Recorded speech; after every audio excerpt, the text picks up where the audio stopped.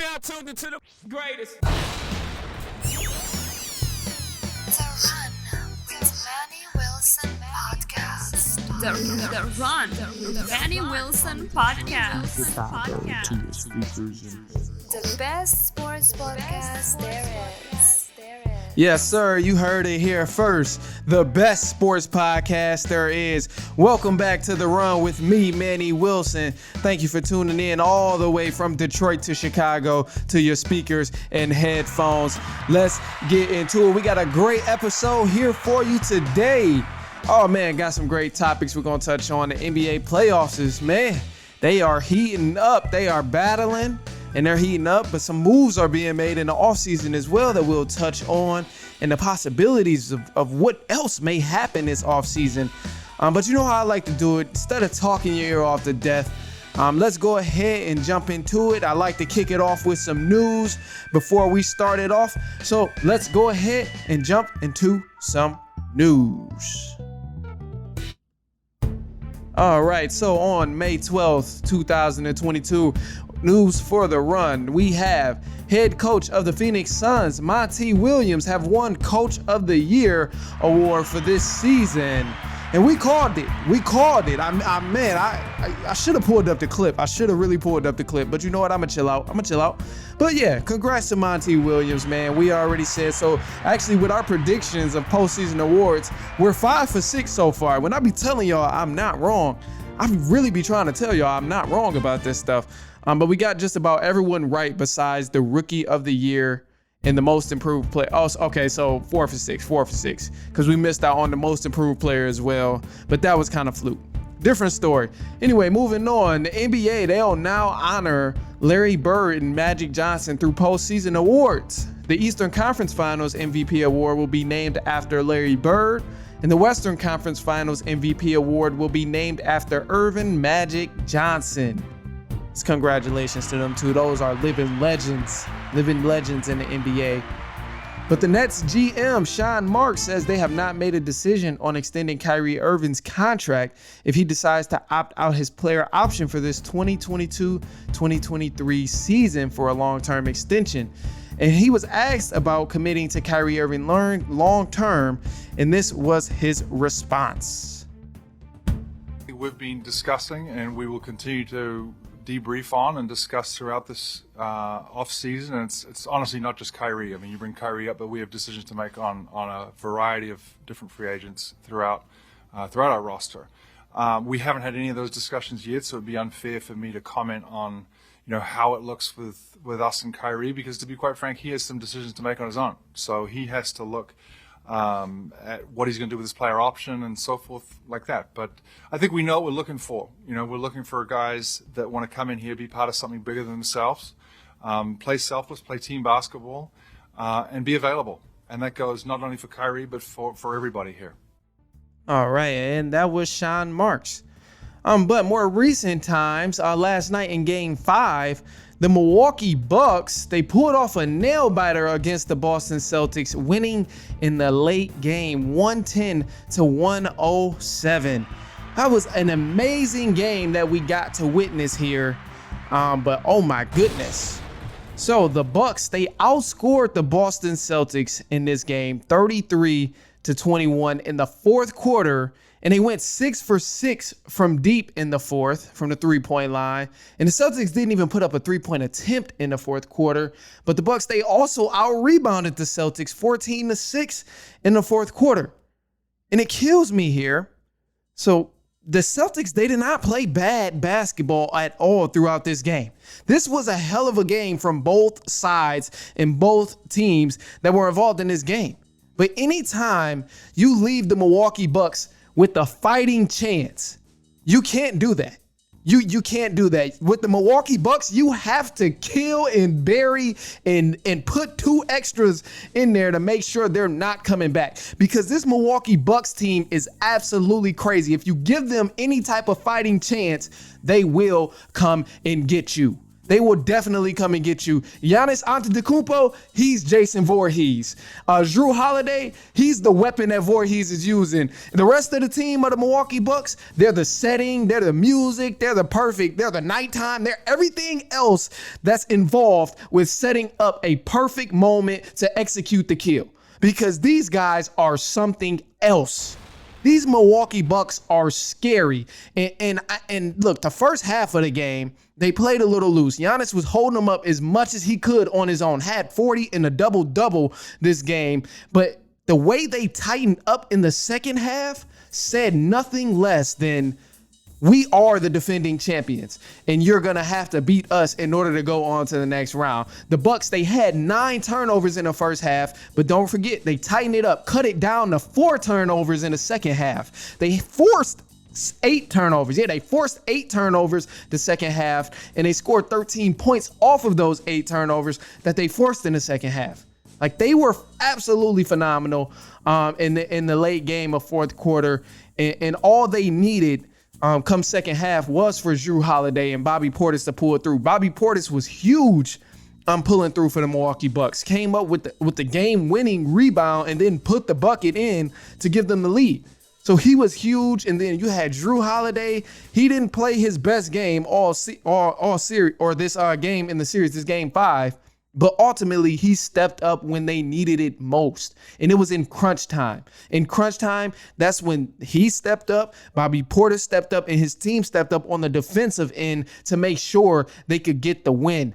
Because here, man, it was a hard-fought game. Definitely a hard-fought game that they played. And I know I said the Celtics in 6. I mentioned that way back when. I said the Celtics in 7, correction. I said the Celtics in 7, and I still believe it is possible, but against this Milwaukee Bucks team, it's gonna be tough. It's gonna be tough. This team here, they're not with any of the games, and I honestly believe whoever wins this series between the Bucks and the Boston Celtics are winning the finals. They're winning the finals. Because no other team right now is playing as hard as these two teams. They're all inconsistent pretty much. We look at the Warriors. They're inconsistent. One night they want to play good. The other night they want to play bad. We'll touch on that in a second. You look at Phoenix, same thing with them. One night they're riled up playing great. Next night they're a little flat. Dallas, they just don't have enough. You look at the other teams in the East, they're shooting poorly on the road. Go look at that series, Miami and Philly. They're both shooting terrible each time they play each other at an away game. But these two teams here, they've been battling every single night, every game. The effort is there, the intensity is there, the hunger is there, the grit is there, the physicality is there, the play is there. And I cannot wait. To see this next game and how it turns out. Gonna be huge. But all right, so we got some more topics coming up here. We'll take a quick break. We do have the Golden State Warriors that we'll touch on just for a brief moment. And then, even better, we're gonna touch on that Nets statement that we talked about earlier in the news segment. We brought that up, but we'll touch on that Nets segment as well. See what we cooking up there. But until then, let's take a quick break. Stay right there. We'll be right back.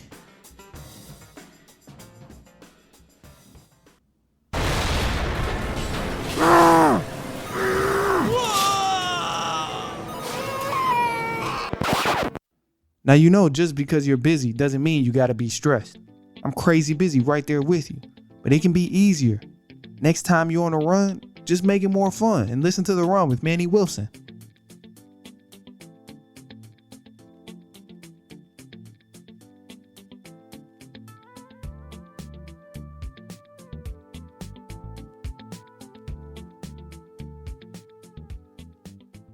Now tuned into the greatest. The Run with Manny Wilson podcast. The Run, the Manny Wilson podcast.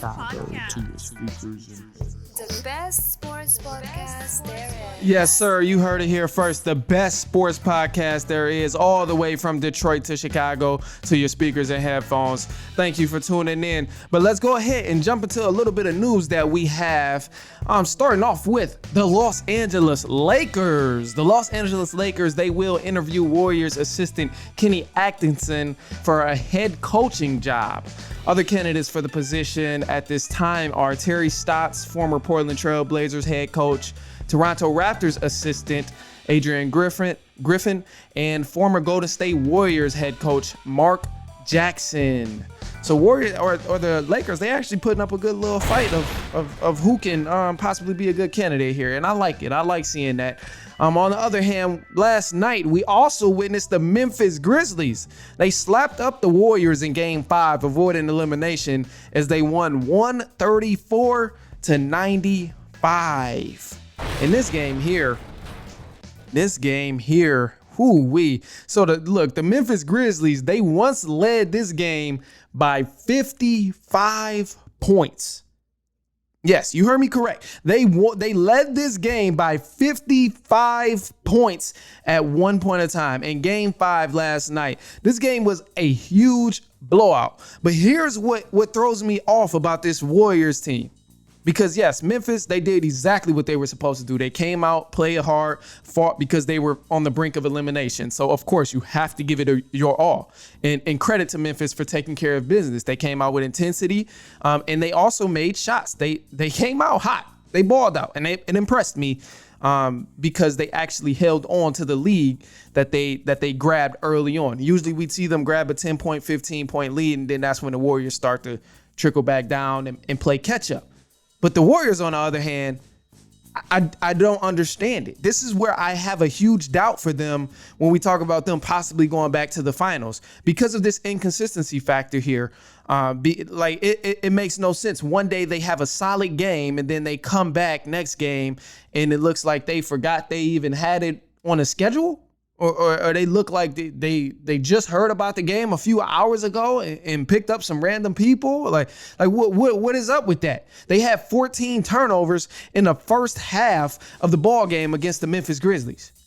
The Memphis Grizzlies outscored the Warriors 42-17 in the third quarter. 42-17 points in the third quarter. That's and then when they lost the game, let's throw that in there because they blew out and they lost the game. This was the 5th largest loss in franchise playoff history. But here's the thing. This is what kind of irritates my soul a little bit because not only did they get blew out, not only did they get outplayed, not only did they look like absolute scrubs, even though they had the best shooters to ever touch a basketball. Here's what did it. They finished the game. Look, Draymond is a silly guy. I like Draymond, but he's laughing and dancing and turning up with the fans after getting spanked like this. This is an embarrassment. An embarrassment.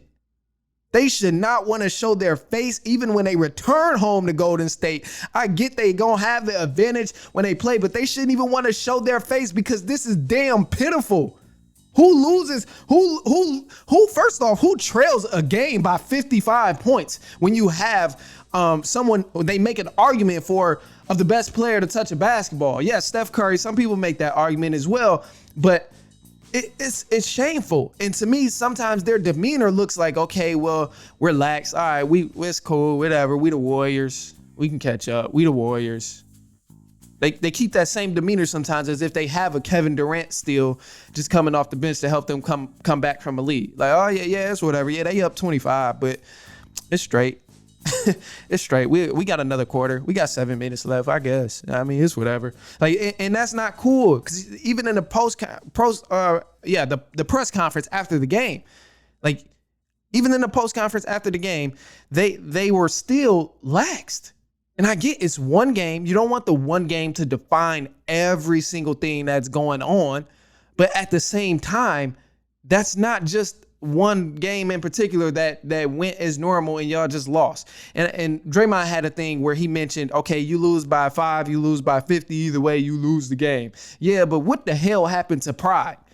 Come on now, what the hell happened to pride? Playing for pride. Is that really how you want to go out to any other team is getting spanked that bad by somebody who struggled to beat a play-in team and a team that you had down 3-1?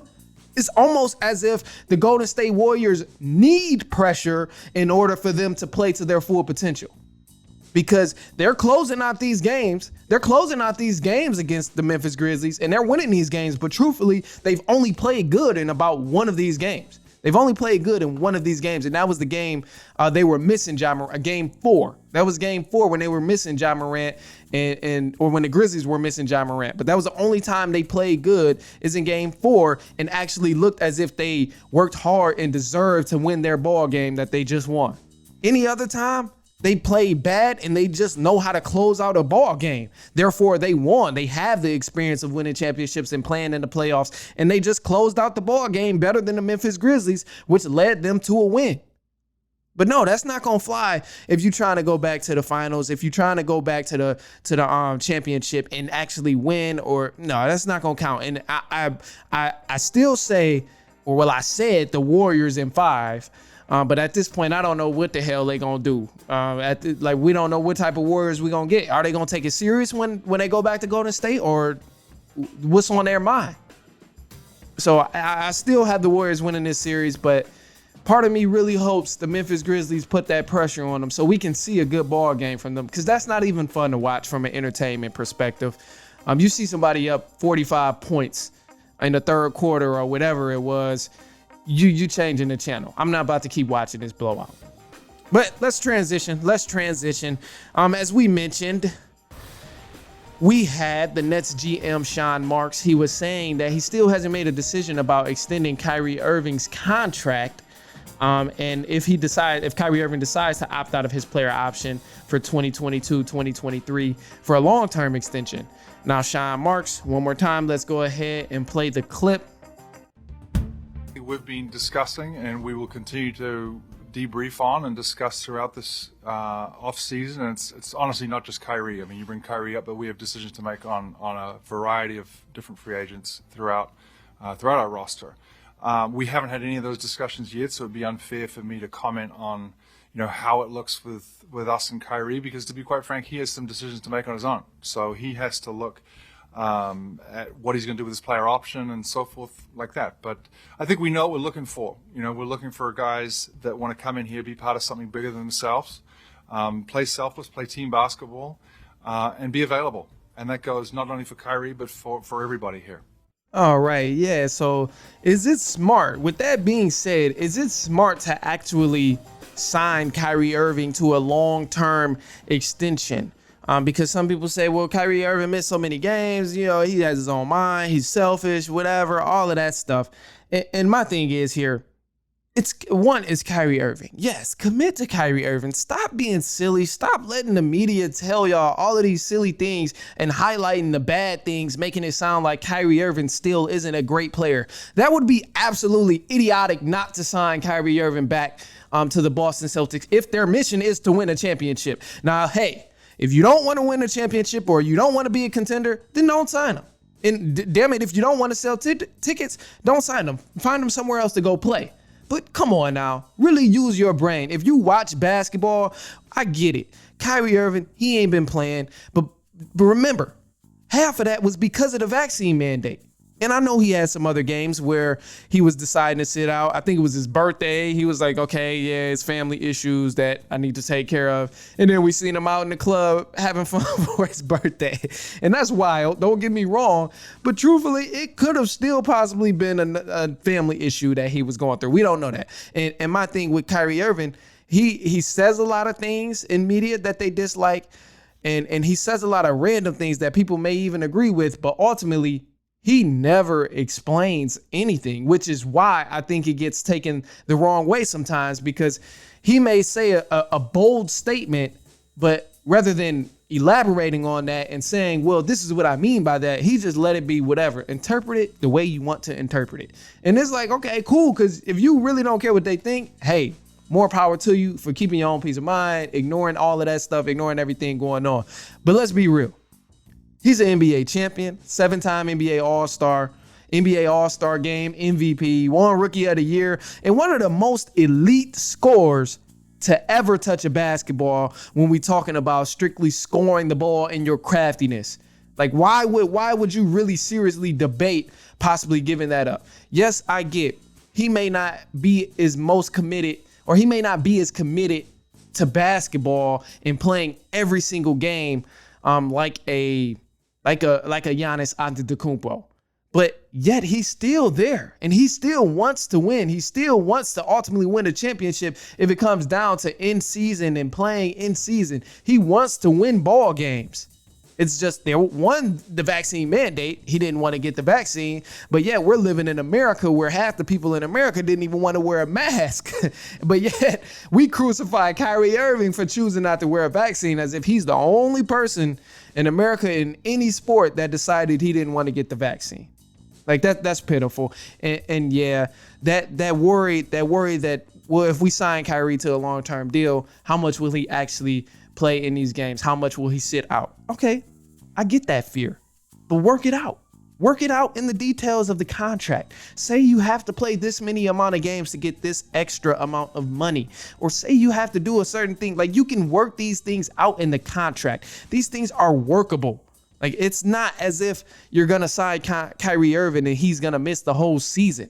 We were in it. They were still playing basketball throughout a worldwide pandemic. There's still a pandemic that's been going on for about 2 years now, and the NBA has not stopped at all. And because of that, he just decided he didn't want to get the vaccine. So I get it. It can be frustrating because it's like, okay, well, your team needs you. They need you to play these games, and they need you to adjust and find their role while you're playing as well. I get all of that, man. But at the same time, you can't blame this guy for something that he deeply believes in. If he believes that he doesn't want to get the vaccine, then he shouldn't get the vaccine. If he doesn't want to play this ball game, okay, he doesn't want to play. He's accepted all of his consequences for all of his actions.